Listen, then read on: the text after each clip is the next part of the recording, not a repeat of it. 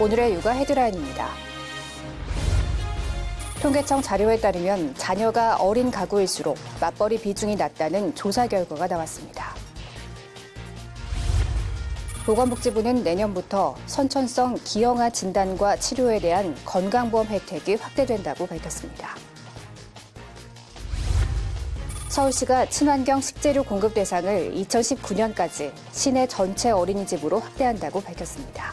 이상 오늘의 육아 헤드라인이었습니다. 덥고 습한 여름철에 주로 발생하는 땀띠. 아기들은 땀샘 밀도가 높고 체온 조절 능력이 어른에 비해 미숙하기 때문에 온도와 습도 변화에 민감해 땀띠가 자주 일어날 수 있습니다. 아기에게 통풍이 잘 되는 면 소재의 옷을 입히는 것 외에도 물을 자주 먹여주시고 덥다고 해서 지나친 냉방기 가동은 자제하셔야 합니다. 젖은 몸에 베이비 파우더를 쓰면 땀띠가 더욱 악화된다고 하니 기억해 주시기 바랍니다. 육아포커스 첫 소식부터 만나보시죠.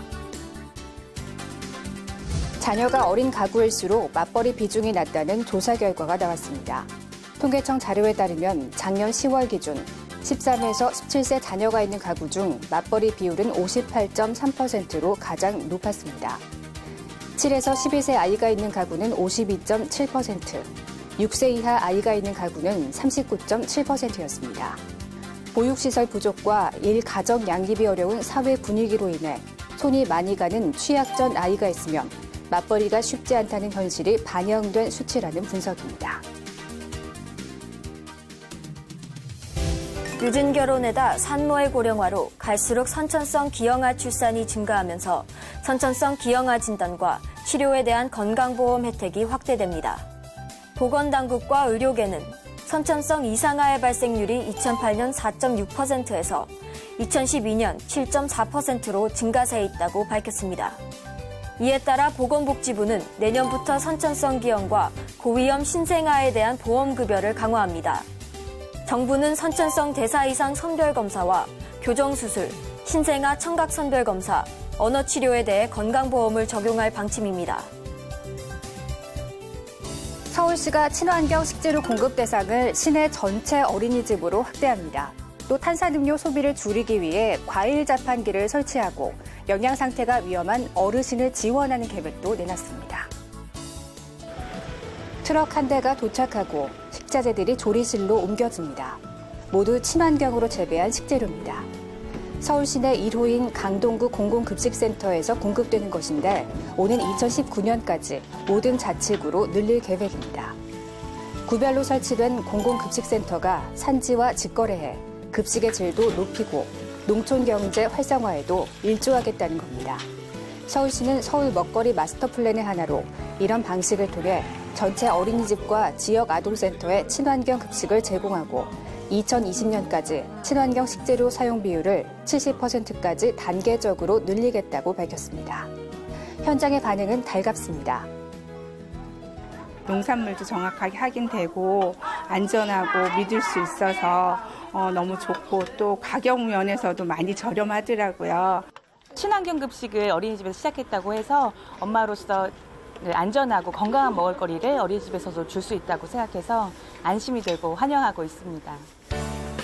또 탄산음료 대신 과일과 채소를 권장하기 위해 구청과 지하철 등 공공시설에 과일 자판기 등을 설치하기로 했습니다.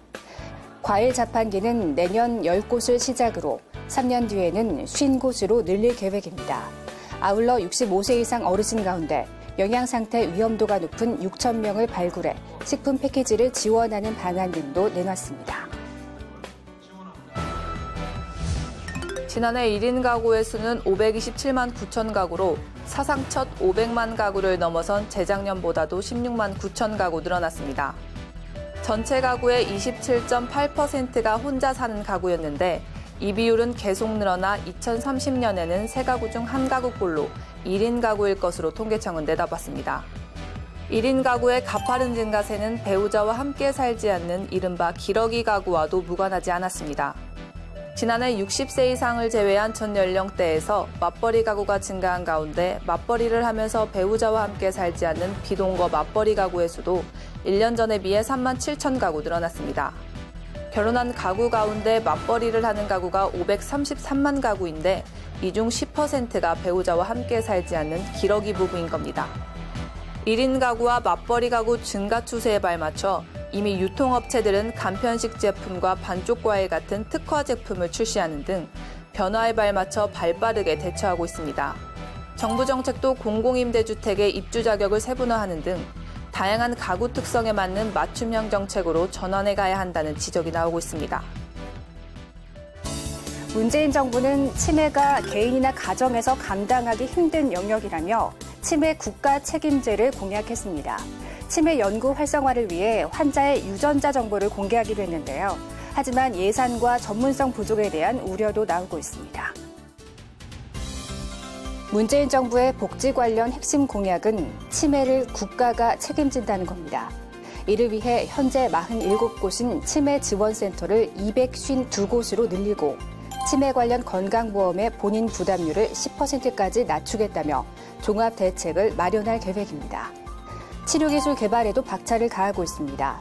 정부는 치매 환자들의 정보를 모으는 한편 우선 환자 500여 명에게 얻은 유전자 정보를 연구에 활용할 수 있도록 민간에 공개했습니다. 분양되는 인체 자원은 치매나 만성질환 연구, 그리고 진단 치료제 개발 등 보건의료 R&D에 유용하게 이용될 것으로 기대하고 있습니다. 하지만 정책을 성급하게 추진했다간 예산 부족을 피할 수 없다는 지적도 나오고 있습니다. 현재 치매 환자 수는 72만 명으로 7년 뒤면 100만 명을 넘을 것으로 전망됩니다. 치매 환자 한 명당 연평균 2천만 원이 넘는 비용이 든다는 분석도 있어 공공보험이 90%를 지원할 경우 예산 수십조 원이 필요하기 때문입니다. 좀 더 재정에 대해서 세분화하고 재정 확보를 일정 부분 생각을 하고 이 사업에 대해서 진행해야 합니다. 또 충분한 준비 없이 치매센터만 늘렸다가는 전문성이 떨어진다며 전문 인력과 연구시설 확충 등 기반부터 다져야 한다는 지적도 있습니다. 깊은 바다에 사는 참치나 상어는 바다 먹이사슬의 최상위에 있습니다. 먹이사슬 아래에 있는 작은 생선보다 뇌신경 발달을 막는 중금속 메틸수은이 체내에 더 많이 있을 수밖에 없습니다. 하지만 시중에 흔한 참치 통조림은 다릅니다. 통조림에 쓰이는 가다랑어는 수면 가까이에서 활동하는 어린 물고기라 메틸수은 함량이 횟감용 참치인 참다랑어의 10분의 1 정도이기 때문입니다. 식품의약품 안전처가 이런 점을 고려해 안전하게 생선을 섭취할 수 있도록 섭취 기준을 발표했습니다. 먼저 1살에서 2살 유아는 횟감용 참치 같은 심해 어종은 먹지 않아야 합니다. 참치 통조림에도 일주일에 100g 이하가 바람직합니다. 또 10살 무렵의 어린이는 단백질과 오메가3가 풍부한 생선을 많이 먹는 것이 성장 발달에 도움이 됩니다. 다만 심해 어류는 일주일에 65g 이상 먹지 않는 게 바람직합니다. 임산부나 수유하는 여성도 섭취량을 조절할 필요가 있습니다. 일반 어류는 일주일에 400g 이하, 심해 어류는 일주일에 한 번 100g 이하가 좋습니다. 메틸수은은 장기간 몸에 쌓이면 신경계에 이상을 일으킬 수 있습니다. 하지만 식약처는 우리 국민들의 중금속 노출 수준은 안전한 것으로 조사됐다며 지나친 불안감을 가질 필요는 없다고 설명했습니다. 곧 여름방학인데 가정에 2004년에서 2005년 사이에 태어난 여학생을 뒀다면 자궁경부암 무료 예방접종을 챙기면 좋겠습니다. 자궁경부암은 백신으로 예방할 수 있는 유일한 암인데 접종할 때 반드시 알아둬야 할 점들이 있다고 합니다. 자궁경부암은 국내에서 한 해 900명 넘게 숨지는 여성암으로 전체 여성 사망률 2위입니다. 동시에 백신으로 예방할 수 있는 유일한 암입니다. 질병관리본부는 자궁경부암 예방 백신을 만 12세에 6개월 간격으로 2번 맞아야 효과가 가장 좋다며 여름방학의 올해 대상인 2004년에서 2005년생 여성 청소년들의 접종을 당부했습니다. 만 13세까지는 2번의 접종만으로 효과가 충분하지만 만 14세 이후에 접종하면 3번 이상 맞아야 합니다. 때문에 접종을 서두르는 게 좋습니다. 의사와 면담도 중요합니다.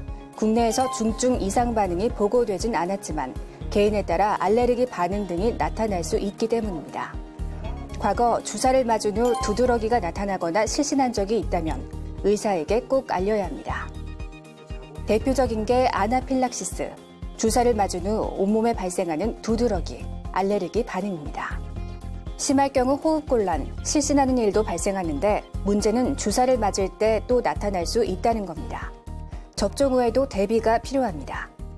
접종하신 이후에 즉각적인 부작용이 나타나는지는 이제 접종한 보건소나 병원에서 접종하고 한 30분 내지 1시간 정도 경과를 보면서 부작용이 없으면 기가하는 그런 형식으로 하셔도 될 거고, 중대 합병증의 비율은 아주 낮기 때문에 그렇게 걱정 안 하셔도 될 거라고 생각을 합니다.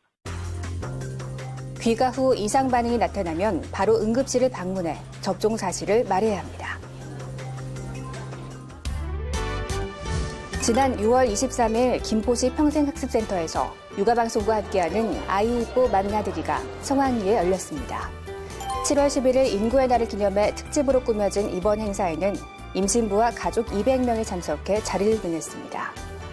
김혜록 아나운서가 사회를 맡고 가수 백이성과 개그우먼 김지선이 특별 게스트로 참가했는데요.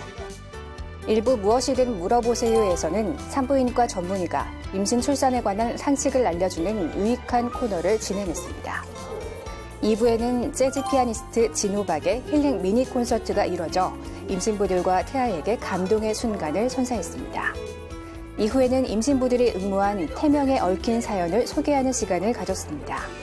재미난 사연과 MC들의 재치 넘치는 입담으로 즐거움이 배가 됐습니다. 모르는 것도 너무 많고 첫 아이 출산하는 거라서 궁금한 것도 많았는데 원장님이나 전문의들 통해서 이것저것 알게 돼서 출산 전에 좀 좋은 추억거리 만들고 가는 것 같아서 좋아요. 아이를 이제 임신하고서는 이제 다니다 보면 정보 같은 거 이런 거를 얻기가 상당히 힘들거든요. 그러니까 뭐 육아 프로그램 같은 것도 별로 없는 편이어서 이런 방송이 된다면 엄마들한테나 임산부들한테 되게 많은 도움이 될 것 같아요. 임신부와 태아 모두가 행복했던 육아방송과 함께하는 아이 이뽀 맘나들이의 생생한 현장은 향후 육아방송을 통해 방영될 예정입니다. 이번 시간은 육아에 필요한 정보를 속속 알려주는 코너입니다. 오늘은 몸에 좋은 물, 알고 마셔요 편입니다.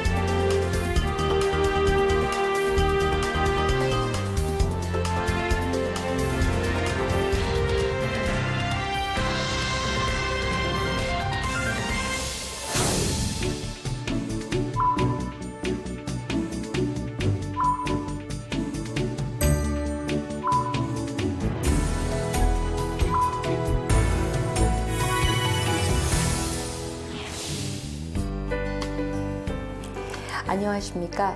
함께 웃고 함께 키우는 행복 육아를 실천하는 전국의 육아종합지원센터 지원을 담당하는 중앙육아종합지원센터장 마미정입니다.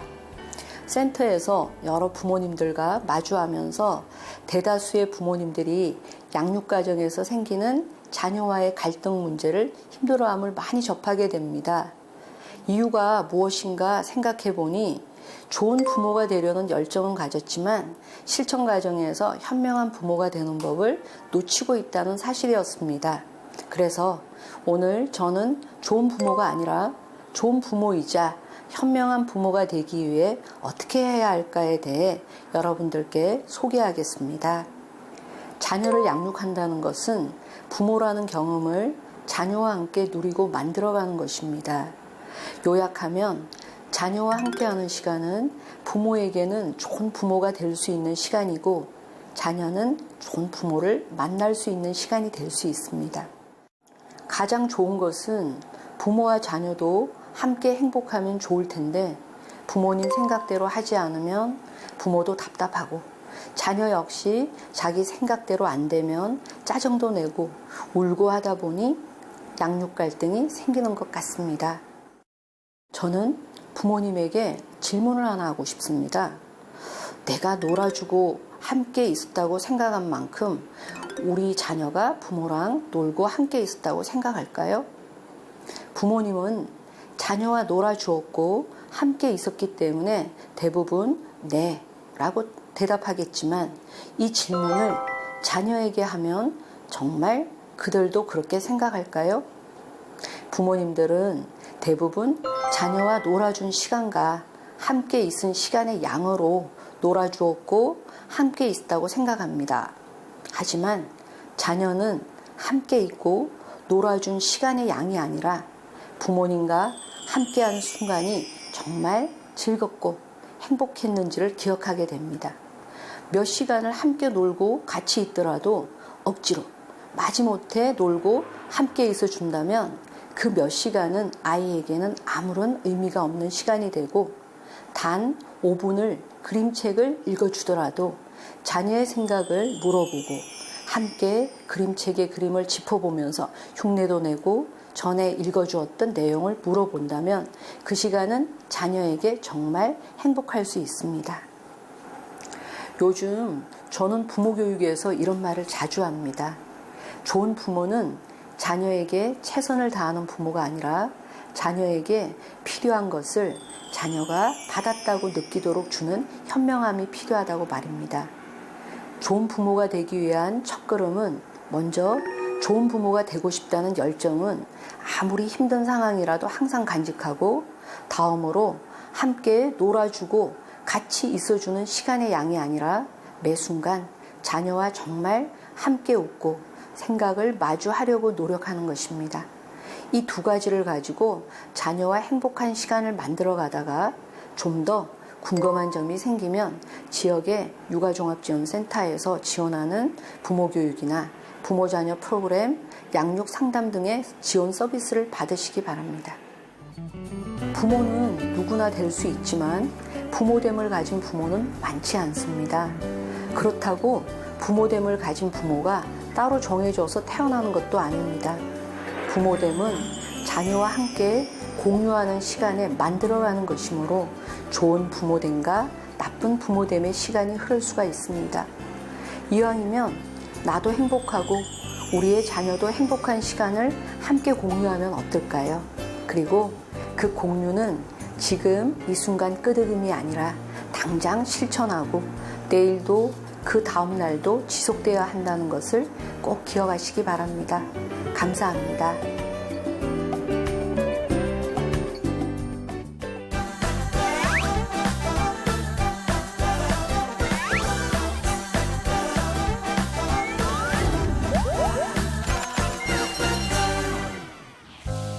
땀띠나 기저귀 팔찌는 어떻게 관리해야 되나요? 네, 땀띠는 문자 그대로 땀이 나서 생기는 피부의 병변이기 때문에 그 땀이 안 나게 해주려면 시원하게 해줘야겠죠. 그래서 온도를 24도 정도로 유지하는 게 가장 이상적이고요. 느낌으로는 성인들이 덥지 않다는 시원한 정도의 아기에게 베네 쪼그레 하나 정도 더 입히거나 아주 얇은 천 하나 정도 더 덮는 정도, 그 정도의 온도 관리를 해주시면서 깨끗하게 해주고 하면 잘 좋아지고요.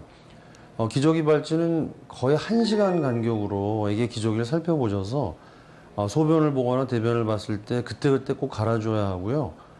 기저귀 발진이 이미 생겼다면 세균이 어느 정도 작용하는 거기 때문에 유아용이나 아기용 아주 그 약한 비누를 사용해서 대변을 봤을 때는 비누 사용해서 좀 씻어주시고 소변을 봤을 때는 물유지 등으로 잘 닦아줘서 그때그때 빠르게 그 기저귀를 갈아주는 게 가장 중요한 관리가 되겠고요. 기저귀 발진이 잘 호전이 안 되면 뭐 연고도 사용해야 되지만 또 하나의 방법으로는 성인들이 할 수 있는 좌욕을 해줄 수도 있습니다. 이를테면 따뜻한 물에 아기 엉덩이를 15분씩 담궈서 하루에 3번 정도 좌욕을 해주면 아주 심한 형태의 기저귀 발진에도 효과가 있습니다. 땀띠나 기저귀 발진은 어떤 연고를 발라줘야 하나요? 사실은 뭐 연고보다는 관리하는 게 더 중요하긴 한데요. 그 일반적인 관리로 해서 잘 좋아지지 않는 경우에 땀띠인 경우에는 우리가 그 피부 개선 연고로 그 아기들한테 예민한 피부에 절대 해가 되지 않는 가장 약한 상태의 스테로이드가 들어가 있는 그 피부 개선 연고를 사용해서 좋아질 수가 있고요. 하지만 될 수 있으면 일반적인 방법으로 좋아지는 게 제일 좋습니다. 연고는 사용하지 않는 게 좋긴 하지만 계속 그 일반적인 관리 방법으로 되지 않을 때 그러한 연고를 사용하고 그 기저귀 발진은 마찬가지로 일반적인 관리 방법으로 잘 안 될 때 우리가 의사 처방 연고를 사용하게 되는데요. 피부 개선 연고도 사용하지만 가장 중요한 그 기저귀 발진에서의 포인트는 3일 이상 좋아지지가 않고 그 기저귀 발진이 약간 피부가 융기되면서 약간 튀어나온 듯해 보이면서 군데군데 빨간 점 같은 게 같이 동반되는 경우에는 그 곰팡이 감염을 반드시 의심해야 되거든요. 그 습기를 워낙 곰팡이가 좋아하기 때문에 그 면역 기능이 미숙한 신생아나 아주 작은 아기들에게 그 기저귀 발진이 생기면 곰팡이 감염이 합병이 될 수가 있고요. 그 경우는 우리가 곰팡이를 의학용어로 진균이라고 하는데요. 그러니까 항진균 연고, 즉 그 진균, 곰팡이를 제어할 수 있는 거를 동시에 꼭 사용을 해줘야 되고 따라서 기저귀 발진에 그 곰팡이균이 감염이 된 게 같이 의심이 될 때 3일 이상 잘 좋아지지 않고 또 뭔가 곰팡이균의 감염에 특징적인 피부 소견이 있을 때는 반드시 항진균 연고를 함께 사용해 줘야 합니다.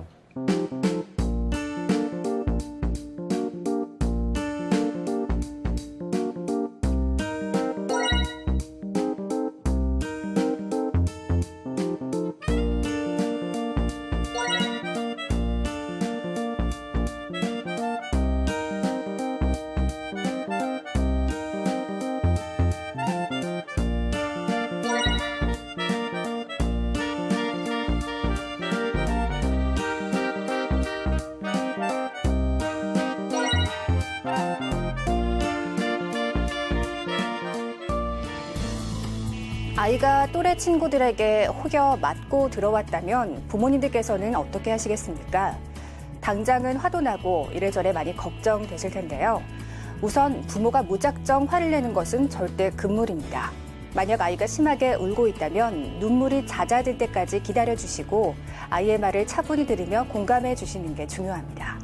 아이들끼리의 싸움에서 잘잘못을 따지는 것보다 중요한 것은 앞으로 아이가 어떻게 생각하고 행동할지를 결정하는 아이의 목소리를 들어주시는 겁니다. 육아 포커스 마칩니다. 시청해주신 여러분 고맙습니다.